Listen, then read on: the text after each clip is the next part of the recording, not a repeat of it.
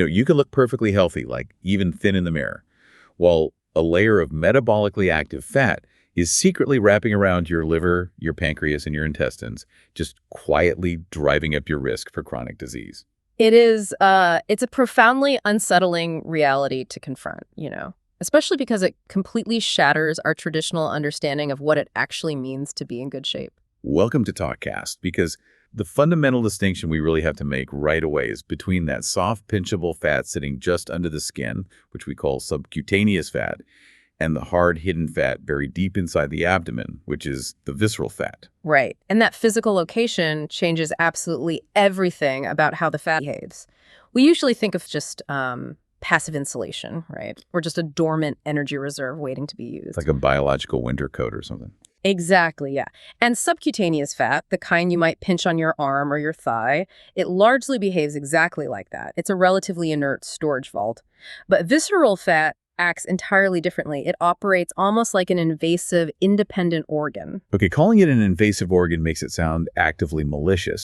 I think the natural assumption for most of us is that all fat is simply stored calories. What exactly is this visceral fat doing to the liver and the pancreas that it's physically wrapping around? Well, it actively secretes inflammatory compounds. The cells within visceral fat are highly metabolically active, so they're constantly pumping out these chemical messengers called cytokines. And why is that specific to the belly fat?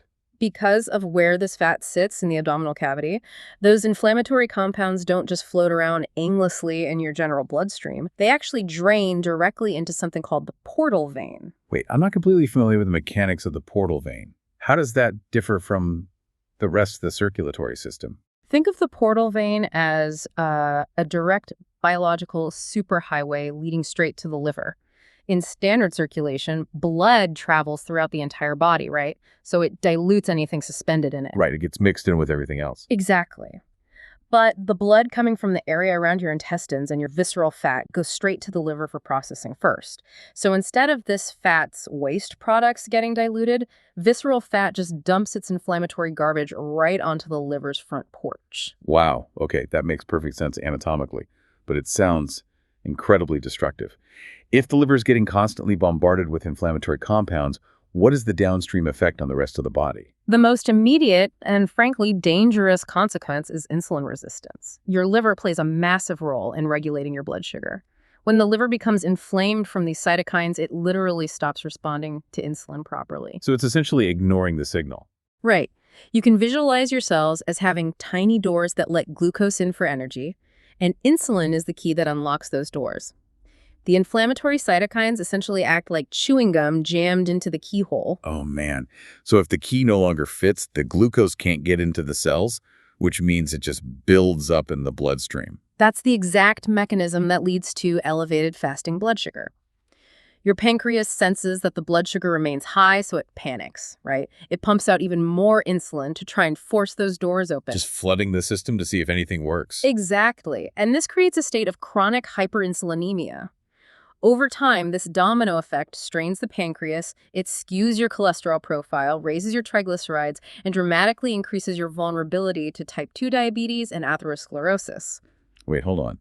If evolution is supposed to optimize our biology to keep us alive, why on earth would the body prioritize packing fat right next to our most vital organs? That sounds like a massive biological design flaw. I mean, it definitely looks like a flaw in our modern environment, but it was actually a brilliant survival mechanism for early humans.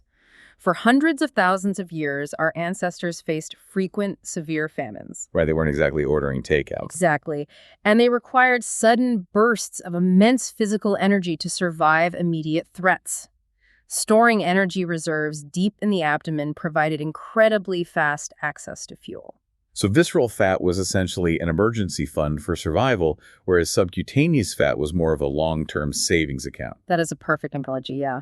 Subcutaneous fat is really slow to mobilize.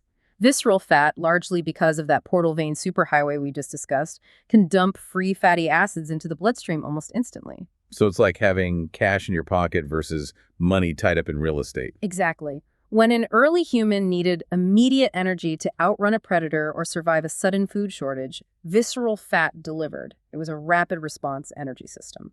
I can see how that evolutionary advantage has completely backfired in modern times.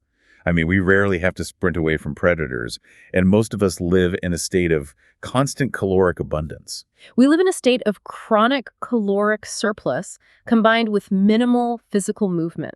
So that rapid access emergency depot never actually gets depleted anymore. It just keeps filling up day after day. It just sits there accumulating. Right, and eventually the storage system overflows. The fat cells become engorged, they become stressed, and they start dying off, which triggers even more inflammation. A physiological mechanism designed to save our lives has turned into a toxic burden on our internal organs. Okay, so you're telling me there's this highly reactive inflammatory tissue wrapping around my liver, and my bathroom scale is essentially lying to my face about its existence. How do we actually know if we're carrying this hidden fat? Well, the bathroom scale is entirely blind to body composition and fat distribution. Two people can step on a scale and weigh the exact same amount. They can even have the exact same body mass index, or BMI. Right, they look identical on paper. Exactly. Yet they can have vastly different internal health profiles based purely on where their genetics and their lifestyle have directed that weight to be stored. You know, I always hear health professionals criticizing BMI. Is its failure to account for visceral fat the main reason it gets so much pushback? It's definitely one of the primary reasons, yeah. BMI is just a mathematical ratio of your height to your weight. It was originally designed in the 19th century to look at broad population averages, not to diagnose individual metabolic health. So it misses the nuance completely. Completely. A person can have a perfectly normal BMI while carrying almost no muscle mass and a dangerous amount of visceral fat. In the medical community, this is sometimes referred to as being metabolically obese at a normal weight. If the scale and the BMI equation are completely blind to this specific threat, we need a reliable diagnostic tool. What's the most accurate way to measure this at home without, going to a clinic for a full-body MRI scan? The most effective and accessible tool is literally just a simple fabric tape measure. Because visceral fat pushes outward from deep within the abdominal cavity, behind the abdominal wall, your waist circumference serves as the ultimate proxy for hidden internal fat. Okay, so just measuring around the middle, are there specific numbers we should be looking out for? Yes, health authorities have established specific risk markers based on this measurement. For women, a waist circumference over 35 inches, or 89 centimeters, signals an elevated risk. For men, that threshold is 40 inches, or 102 centimeters. I have to challenge those absolute numbers, though. I mean, human heights vary drastically. A 40-inch waist on someone who is 6 feet 4 inches tall has to represent a completely different metabolic reality than a 40-inch waist on someone who's like 5 feet 4 inches tall. You've hit on the exact limitation of those standardized guidelines. Absolute numbers fail to account for skeletal structure and vertical distribution. That's why the waist-to-height ratio is a vastly superior metric. Okay, how does that calculation work? The rule is incredibly straightforward, honestly. You simply want to keep your waist measurement to less than half of your total height. So we're aiming for a ratio under 0.5, regardless of whether we're a tall man or a short woman. Precisely. If you're 70 inches tall, your waist should be under 35 inches.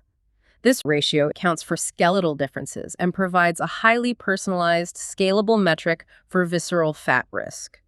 That makes so much more sense than a static number. It really does. It's one of the most predictive numbers you can track for long-term metabolic health, far outperforming standard scale weight. If I'm taking this measurement at home, I want to make sure I'm not getting a false sense of security or, inducing unnecessary panic. What is the exact mechanical way to take this measurement to ensure the data is actually valid? Consistency and anatomical positioning are everything here. The clinical method requires you to stand up straight and locate the midpoint between the bottom of your lowest rib and the top of your hip bones, which is known as the iliac crest. Where is that midpoint for most people? For the vast majority of people, this midpoint falls roughly at the level of the belly button. You wrap the tape measure horizontally around that specific midpoint, ensuring the tape remains perfectly level across your back and sides. Okay, the physical placement makes sense, but I imagine breathing heavily influences the size of the abdomen during the measurement. Should I be sucking in to get a baseline? Absolutely. Do not suck your stomach in. Breathing alters the resting volume of the abdominal cavity significantly. The crucial step is to take the measurement immediately after a relaxed, normal exhale. So no flexing or trying to look good for the tape measure. Exactly. No cheating the tape. You can't engage those abdominal muscles, and you can't hold your breath.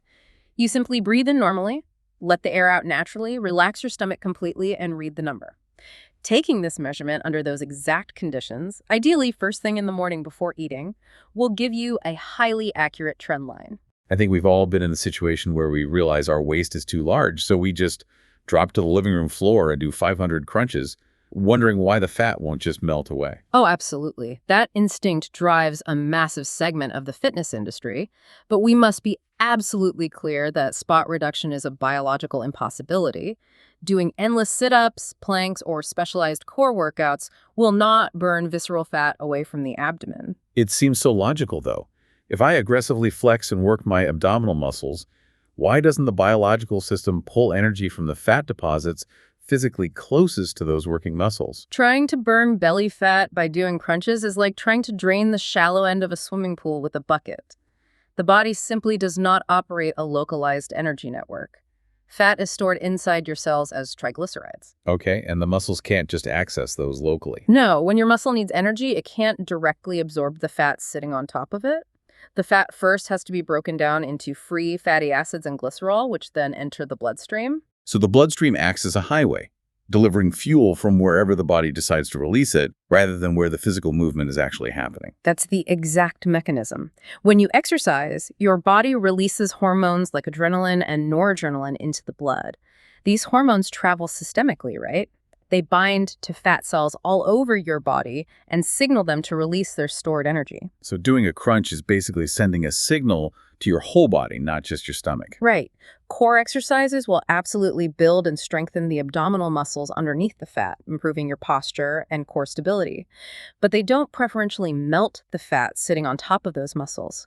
The body decides globally where fat comes off, which is heavily dictated by your genetics and your hormonal profile.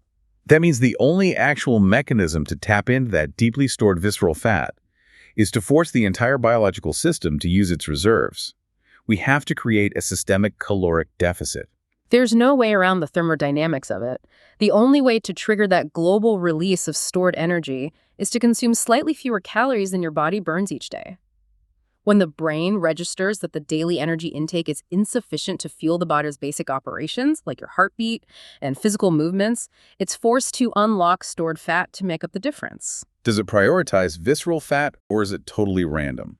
Because visceral fat is so metabolically active and responsive to these signals, it is often one of the very first energy stores the body targets when you enter a deficit. Okay, to create that deficit safely, a person first needs to know how much energy their body is actually burning on a normal day.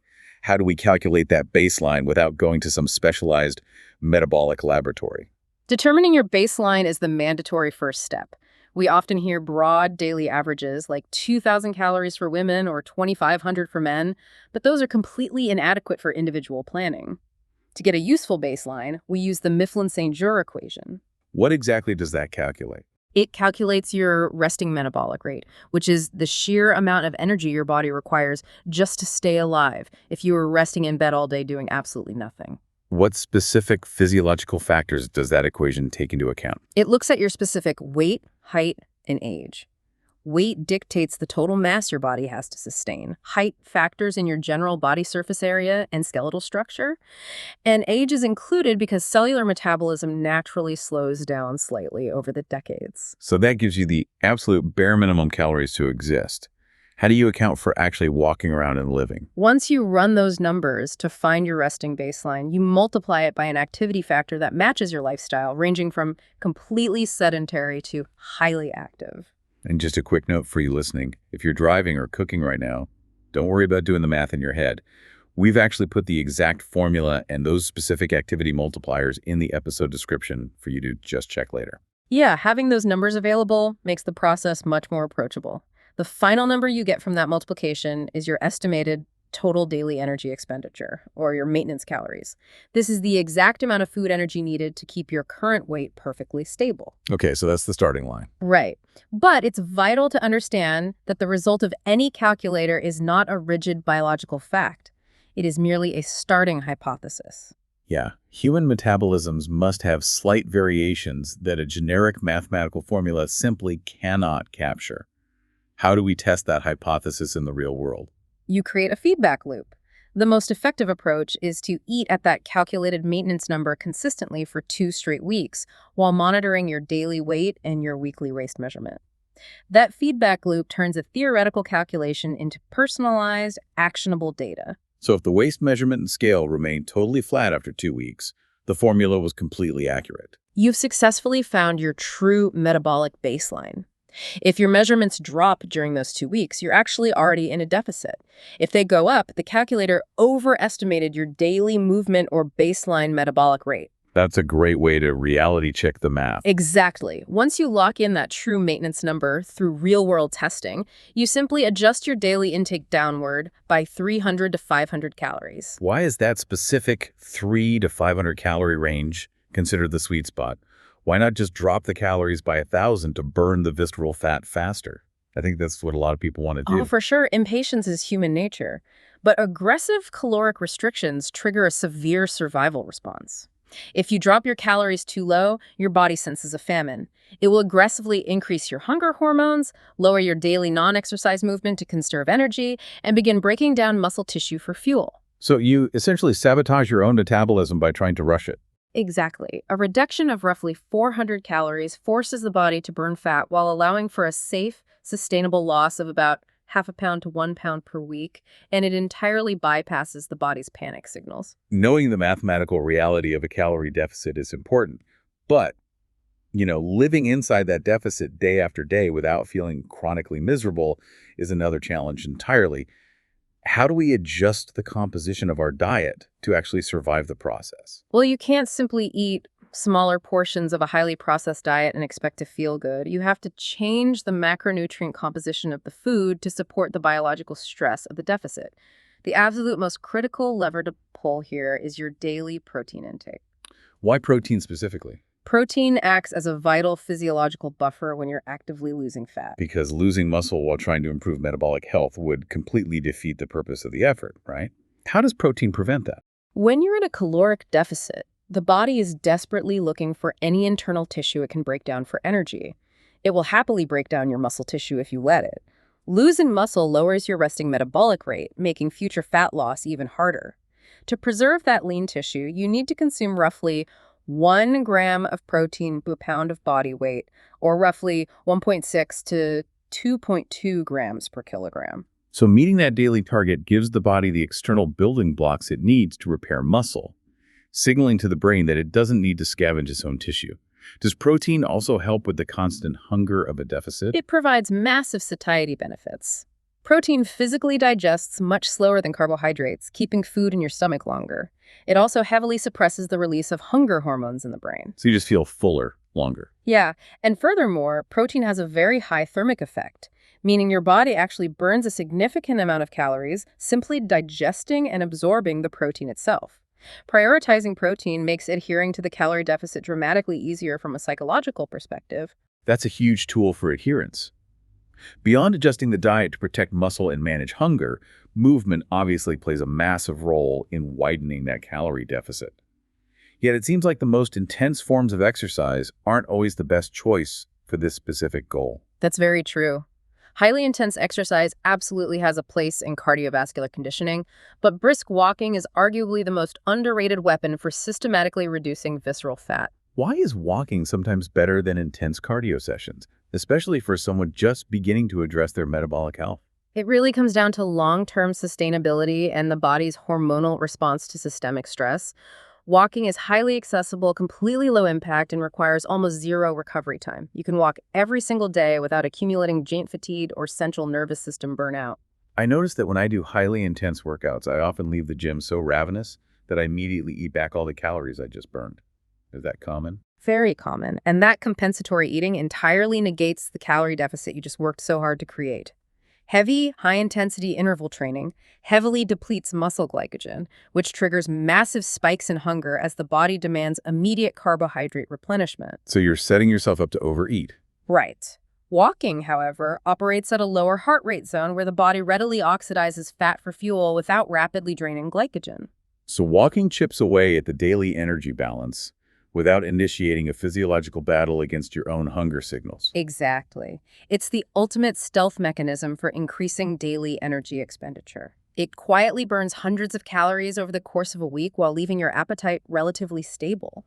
It also physically lowers your heart rate and promotes a parasympathetic state, which actively aids in recovery and stress reduction. Okay, so diet and physical movement are the visible pillars of health. But there are invisible factors that can completely halt progress, even if the math is perfect. We really need to talk about sleep and stress. We do, because they are the silent saboteurs of fat loss. You can have a perfectly calculated diet and a flawless daily walking routine, but if your sleep architecture is broken, your hormones will actively turn against you. Sleep deprivation directly dysregulates two critical appetite hormones in the body, ghrelin and leptin. Fighting against chemically induced hunger every single day makes sustaining a calorie deficit nearly impossible. How exactly does sleep alter those chemicals? Well, ghrelin is the hormone that travels from your stomach to your brain to signal hunger, essentially telling you to seek out food. Leptin is the hormone produced by your fat cells that signals fullness and tells the brain you have enough stored energy. So they're basically the gas and the brake pedals for appetite. Exactly. When you lack adequate sleep, your ghrelin levels rise significantly, making you aggressively hungry. Simultaneously, your leptin levels plummet, meaning your brain never quite registers that you're satisfied after eating a meal. Wow, so you end up trapped in this biological loop where you're constantly hungry and completely incapable of feeling full, regardless of your willpower. And willpower is a finite resource. Biology almost always wins that fight. Chronic stress compounds this physiological damage by flooding the body with cortisol. Cortisol is a vital hormone for waking us up in the morning and responding to acute danger, but when it's chronically elevated due to relentless modern lifestyle pressures, it initiates a very specific biological command. Why does cortisol specifically target the belly and dictate where the body should store fat? We have to look back at evolution again here. When cortisol spikes, your primitive brain interprets that as an imminent physical threat, like a tiger chasing you or an incoming famine.